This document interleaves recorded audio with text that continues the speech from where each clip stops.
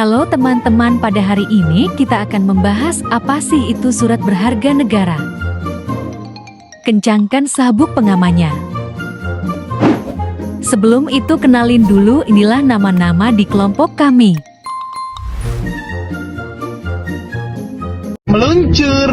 Menurut Kemenkeu tahun 2023, surat berharga negara (SBN) merupakan instrumen utang yang diterbitkan oleh pemerintah. Surat berharga negara menjadi bagian penting dari sistem keuangan nasional Indonesia. Jadi adapun tujuannya adalah untuk mendukung kebutuhan pembiayaan negara. Surat berharga negara juga digunakan untuk membiayai defisit APBN dan pendanaan pembangunan strategis. Tahukah kalian, instrumen ini membantu menjaga stabilitas fiskal negara loh. SBN itu mampu menyediakan alternatif pembiayaan jangka pendek maupun jangka panjang. Bagi investor, SBN menawarkan instrumen berpendapatan tetap yang relatif aman.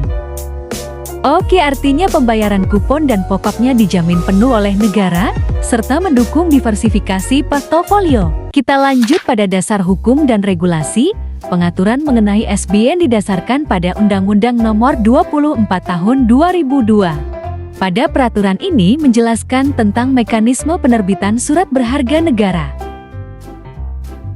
serta juga menjelaskan tentang penerbitan, penjaminan, dan tanggung jawab pemerintah dalam pembayaran utang negara. Untuk instrumen berbasis syariah sendiri, itu dijelaskan pada Undang-Undang Nomor 19 Tahun 2008. Undang-undang ini mengatur tentang prinsip, struktur, dan proses penerbitan surat berharga syariah negara. Selain itu, Otoritas Jasa Keuangan atau OJK juga berperan dalam pengaturan pasar SBN. Dalam hal ini, OJK mengeluarkan regulasi terkait perdagangan serta perlindungan investor di pasar modal. Sedangkan Bursa Efek Indonesia mengatur teknis perdagangan obligasi negara di pasar sekunder. Secara umum, SBN terbagi menjadi dua kelompok utama, yaitu SUN dan SBSN. Surat utang negara merupakan instrumen utang yang diterbitkan pemerintah kepada masyarakat. Setiap seri SUN memiliki karakteristik jangka waktu dan tingkat kupon yang berbeda. SUN mencakup obligasi retail Indonesia, fixed rate, variable rate, dan surat perbendaharaan negara. Selain SUN, pemerintah juga menerbitkan surat berharga syariah negara. SBSN diterbitkan berdasarkan prinsip akad syariah seperti ijarah dan wakalah. Jenis SBSN meliputi sukuk retail, sukuk tabungan, dan project-based sukuk. Dana SBSN digunakan untuk membiayai proyek-proyek yang sesuai dengan ketentuan syariah. 4.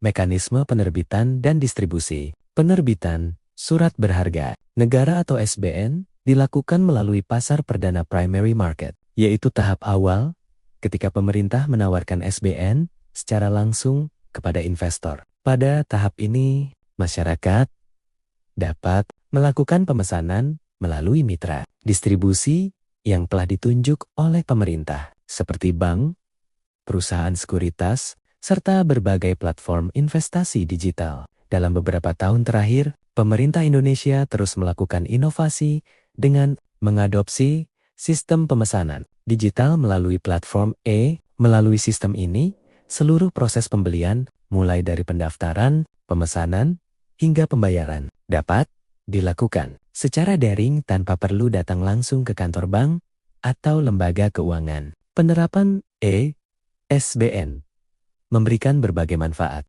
antara lain meningkatkan kemudahan akses bagi masyarakat, memperluas jangkauan investor retail, serta mendorong inklusi keuangan nasional. Dengan mekanisme ini, masyarakat dari berbagai daerah dapat berpartisipasi dalam pembiayaan negara secara lebih mudah dan transparan.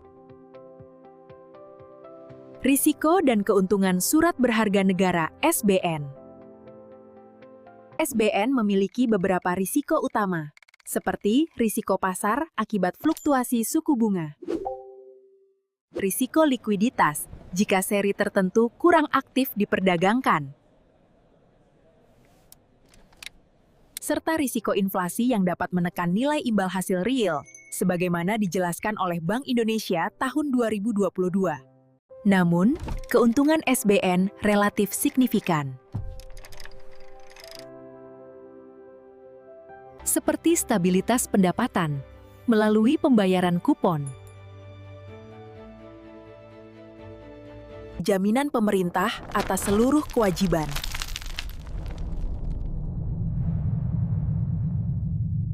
serta insentif pajak tertentu pada produk retail yang membuatnya kompetitif sebagai instrumen investasi berpendapatan tetap. Peran surat berharga negara dalam pembiayaan pembangunan. SBN berkontribusi besar pada pembiayaan pembangunan nasional, terutama infrastruktur, pendidikan, energi, dan proyek strategis jangka panjang. Sukuk berbasis proyek secara khusus dialokasikan untuk mendukung pembangunan fisik. Misalnya, pembangunan jalan, jembatan, dan fasilitas pendidikan. Studi kebijakan fiskal menunjukkan bahwa pembiayaan melalui SBN berperan meningkatkan kapasitas fiskal pemerintah dalam menopang program pembangunan tanpa mengganggu stabilitas anggaran.